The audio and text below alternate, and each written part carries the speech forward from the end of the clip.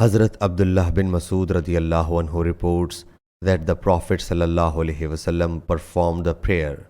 Ibrahim said, I do not know whether he performed more or less units than the actual ones.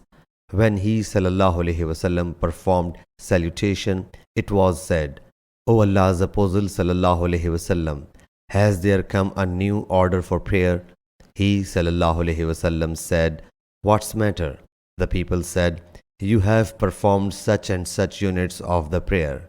He sallallahu alaihi wasallam turned his feet, faced the Qibla, and performed 2 prostrations and performed salutation to finish the prayer.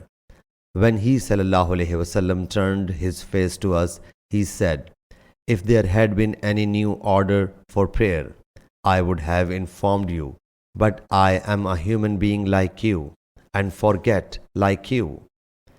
Whenever I forget, do remind me, and when any one of you is doubtful about his prayer, he should complete his prayer according to a guess, perform salutation, and then perform 2 prostrations.